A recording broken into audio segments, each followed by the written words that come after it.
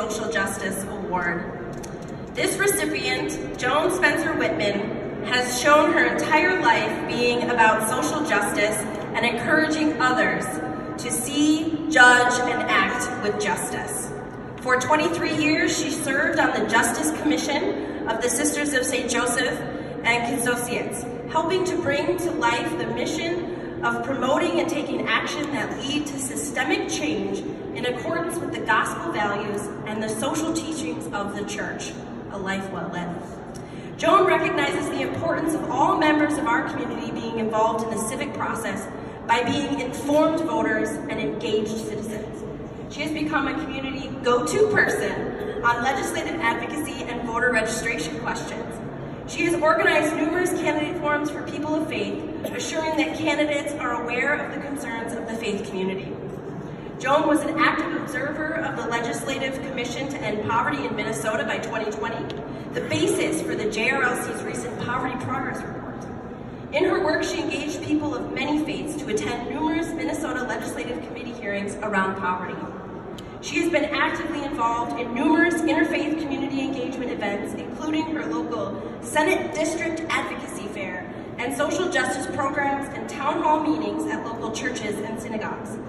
Most recently, Joan has been active in nonpartisan civic engagement and voter outreach with the Minnesota State Secretary's Office.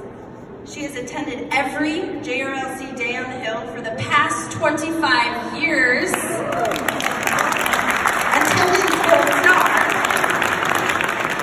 After September 11, 2001, Joan helped organize a monthly interfaith service, which has continued on the 11th of each month for the past 18 years.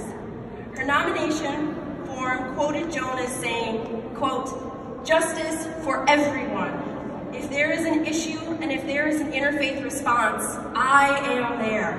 If there is injustice and need, I will do what I can." It is my great pleasure to present Joan with the Lawrence D. Gibson Interfaith Social Justice Award, the JRLC's highest honor.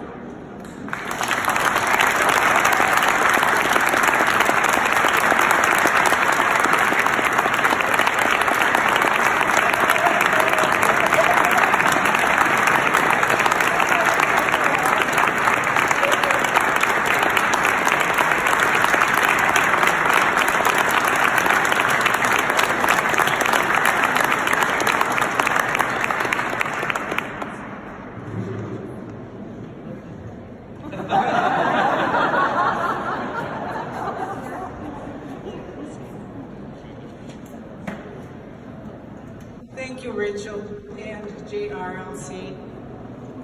I am so honored and humbled to receive this award. So many of you out there could be standing up here. None of us would be here today if we weren't passionate about interfaith social justice through legislative advocacy. My activism came alive 25 or 30 years ago through Michael Colleton and Kathy Hine at St. Stephen's Parish in Minneapolis, with Joanne Tramasek-Nye, the Justice Coordinator for the Sisters of St. Joseph, and Marty Roars, the current co-director of the CSJ Justice Office. Where are you, Marty? He's here somewhere. Through opportunities and experiences with these leaders, I've learned and continue to learn how to be an effective legislative advocate.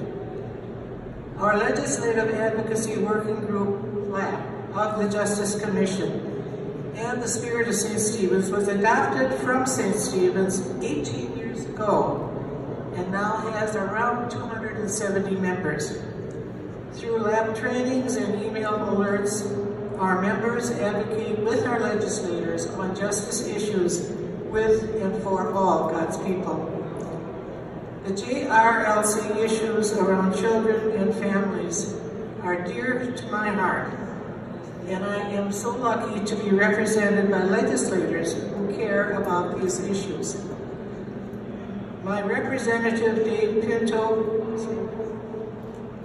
heads a new committee, Early Childhood Finance and Policy Division. I'm thinking many of JRLC's priorities for this session may come through his committee. Senator Dick Cohen is one of the chief Senate authors on the Equal Rights Amendment, ERA, that Minnesota has still not passed. We're hoping this year.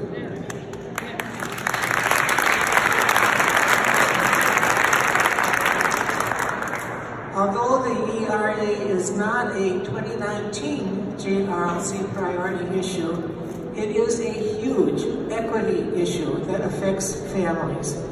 Thanks, Senator Cohen, I'm with you.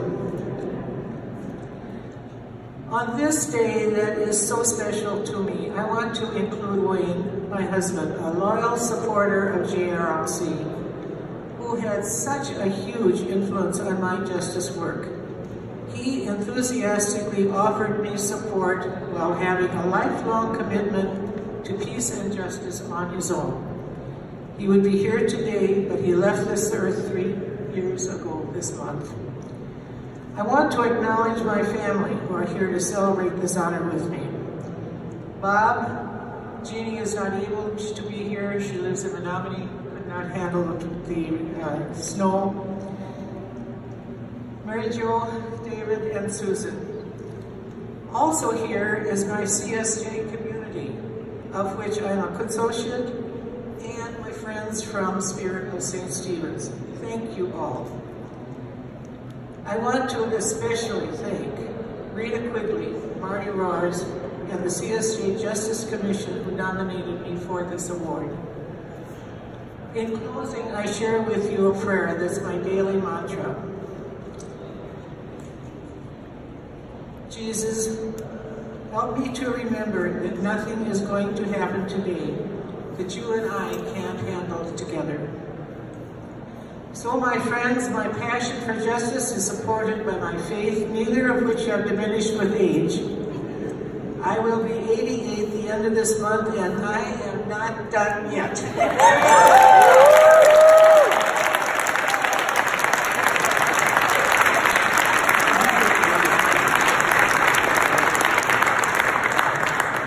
Will you join me in continuing to advocate for justice for all our Minnesota children and families, the JRLC way? Let's hear it. Thank you.